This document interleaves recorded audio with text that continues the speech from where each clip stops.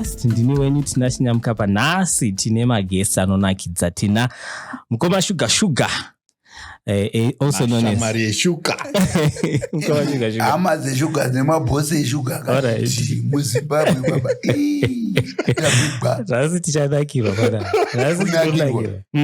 Vari kunza Sugar. Tina Roslyn Chimune and tina Didi vedu Henry Makombe. Saka toda kumbotanga na Sugar. Tobvunza kuti Sugar mama nemakore mangani muri muzimura? Makore andina akawandisa. Kubva pandatanga kuridza ngoma yange yekutangisisa chaiyo inonzi zviri mukati. I think in 1998. Saka kubva pana 1998 vanokwanisa kukalkulita. Ininiwo zvangu metsi dzakandi unongona kuti till now ndimo muzimura. Alright. No, 27 years. That's 27 years. Very good. 27 years. Yes. Hey. Madonza Mukoma Sugar. Chokwadi. Madonza 1998. Yes. And imimi zimura inokuitirai zvakanaka. Yeah. Zimura kunoku kuzimura wanotibatsira pakuti paya panoridzwa ngoma dzemaartist hapana paya panozonzi maartist abiridzirwa hapana panobiridzwa muartist. Mari dzedu tinongopuwa kuno zvakarongeka zvinofamba mburukaro kwaro gwara rakanaka. Tinouya tichitora mari dzedu kunoku zvichienderana nokuti mafanzi ari kurikwedza sei. Usada kuzowana $50 usiri kurira. Alright. Maybe Roslyn anogona kuti explain because no department renyu chataura izvo. Apa ndiri kuita kune vapfana vari kubvunza kuti music yakachipa. Haiziwo nyaya. Ndaimboto inini ndaitofunga kuti seti aiwa. Why vanoridza music kumaradio stations uko? Vamwe vanoti vanonga chipuwa mari vachibhadharwa. Hapana mari zobuda wewe. Mafanzi ndo anorikwedza kuti ndoda manzi yaShuga. Ndoda manzi yababa Ashiru. Ndoda manzi yababa Charamba. Ndoda manzi ya Mostafu. Ndoda manzi ya Jasikira. Ukasataura wanyura. Usawenga zimura. Hanzi ukasataura wanyura. Usawenga zimura. Pane era. Yekuti iye zvezvi. Maartist ari rambudziko kuti wanomuti kuti za music bwachipa. Hakuna utombochipa musanyeperwa. Zvetikatoereka pepe inyasha dzaMwari nekutoti waitirwa watsine mafanzi kuti mafanzi akuda here kana kuti akudi. Usafa woti ukaona mukoma aita mari yake kuti mukoma tengere mainstruments wotengere mainstruments woti ndane kabhendi kangodana zvekuridza kuti uchazorira kuredio. Ma-DJ andofona kuti tiridzire ningi. Iwe ukasarira kuzimura hauna chaunowana. Asi kana ukaridzwa because wokuzimura wanga kupi mari usiridzwa kuredio. Babati sei. Chokwadi. Saka isu takapinda kare 1998 kusvika now. Pane petotombosvika pakutostika. Kustika kwetenge taita paipa isu ana Sugar.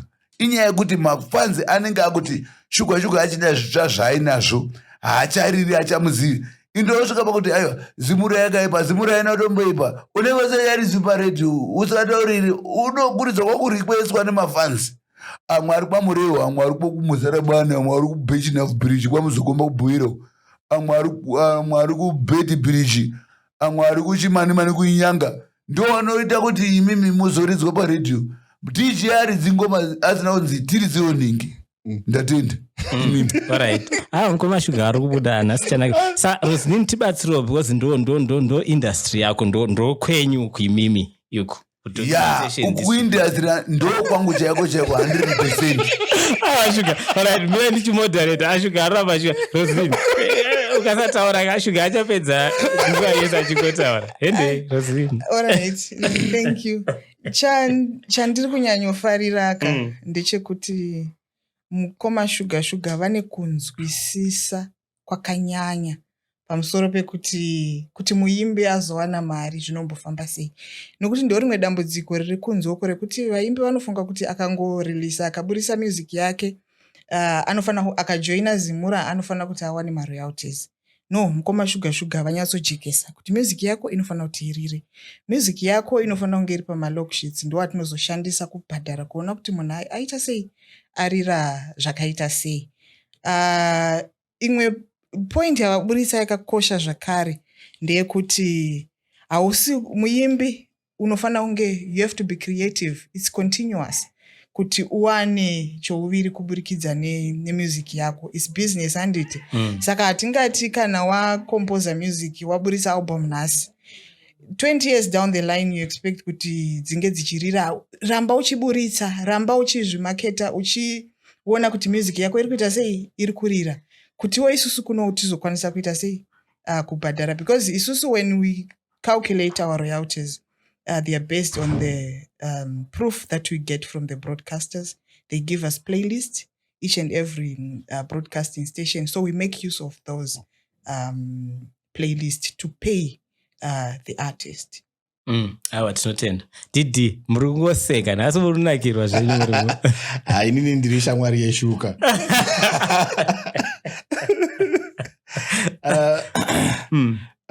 Zvinhu zvinotifadza seorganization kuona kuti mamembers edu anotonzwisisa donzvo reorganization iyi.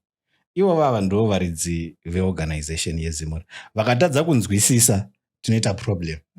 Asi at least vari kunzwisisa, and kutaura kwavaita I'm sure vazhinji kunzouko vanokwanisa kujekerwawo, nekuti tine vamwe vanhu vakatoti simukirei vasingatonzwisisi zvataurwa namukoma Manjokota. Saka tinotonzwa kufara zvikuru kana tichitoona kuti tine mamusicians, mamembers edu anotonzwisisa kuti seZimura tinoshanda sei.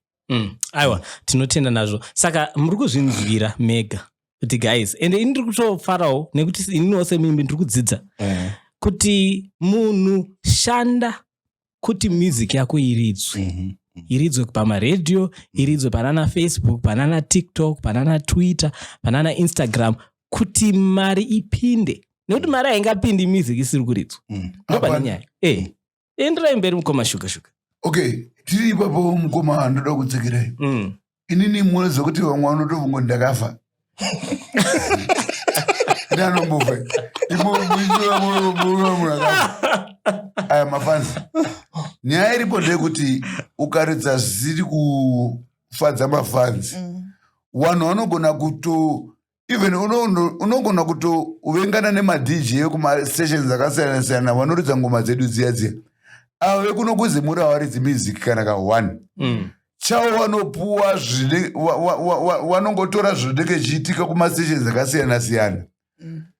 Asi ukaridza zingadiwi nemafanzi, zingafariri mafanzi, unoona kutoita mistake hombe. Inini pesa pana ndakafa, atinaurona anomubvira ndatoridza maalbum.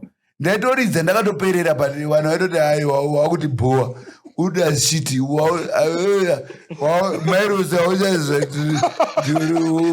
ndakakazisa samutatooni nani zeshu panapa pastekehouse kusura mangwani imi pastekehouse panechi pane album lonji zvitsva zvikuya chimbondonaiwo ndoii but kune imi wakomana imi mitimu rangu wari muindastry dii musaura moyo ndati ini ndane 27 years or 28 years ndiri muindastry.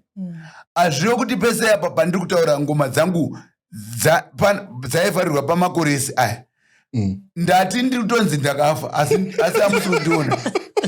Inyaya yekuti ndairidza zvakadhaka saukorezaa munotukisa madhiji taisiriya zvakomana ndatenda. Anyway, yeah, that's the thing. My goodness. Anyway. Mafanzi anonetsa mwana wamai unozatadza nekutukwa. Ndakaridza Mairos 1997 ikazoita hiti 1998 but tiuna ndiri kutukwa ndaishuka uri kuzama hako zvaunoita patautotoizama Mairos ndazwa nekutukwa saka itai mushi be serious kuchama ma1. Haiwa, laughter is the best medicine. Wakomana taseka uno. Vai we. Kwa shuga wakomana kumangoma.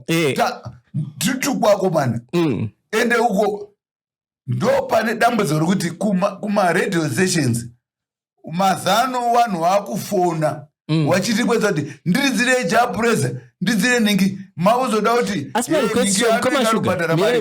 mafanzi kwamuri mafanzi marequesto haana kupera here marequesto paredio haana kupera here atoti pakaitika digitalization marequesto achiripo ndo akawandisa manje okay marequesti rega ndikudzei mukoma moziva kuti kune vafana vakatamba ngoma dzangu inini dzana mairusa najuliana nana zvaonekwa nana ndindakamuda ndega waitenda wanga watori kumafomu 1 fomu 2 tiunawo ndosakana waitoti apa ndimukoma shuka moziva ndaijamba juraho rechikoro ndichinzi usabuda munhu chinzwa ngoma dzenyu samwe but mukoma matiregerera nditonzi matiregerera indito ndakaperera because ndikutorongoma zichanakidzwa vafana saka vakomana kamaho 1 ngatiro ngoma vakomana kuti tiri kwezi kwakomana kuti tine mari zimura huchi baba unaona zimura inini kuno kuzimura ndatombopuwa mari dzakoma $1,000 wow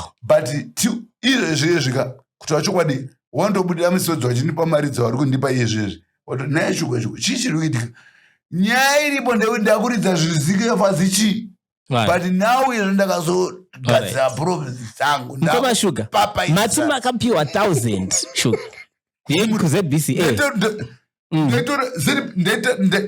ndaitora 1,000 panapa but hazvishamisiri kuti pandapedza kutotora mari ndatopa mari isikasvika na $100 kana kuti $200 inyaya yekuti level rangu raita sei radzikira handichina marequest because vanhu kuzimura kwedu kunoguka hakuna paunga kupai mari dzisina kubva kumarequest kumafanzi kwamuri imimi mafanzi ndimujombesa imi tirequest tite mari but ndakazoimburuvhopa nguva yedu ndo yaakupera mukoma shuga but nhasi taseka I think mukoma shuga mufanga kuita comedian futi because mukati comedy plus your music ndo zvandaitoita idini ndisandapinda muindastry ikuru wamangoma ndaitoita zvemadhirama alright ndo kwangu chako chaiko aiwa zvibatanidzei nemusic kuita chinhu zvibatanidza so muchiita comedy show nemusic yenyu maiwe so saka ndaenda kuti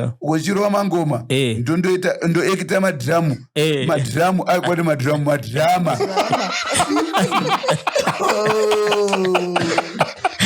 right muri wezimbabwe mazvinzwira hanzi zimura huchi saka kana uri muimbi usati wajoina zimura make sure kuti you join zimura ngati tisati tapedza ndaudzwa ava kuti timboexplaina nenyaya yemaroyalties ndi roslin achatiexplainera nyaya dzemaroyalty roslin alright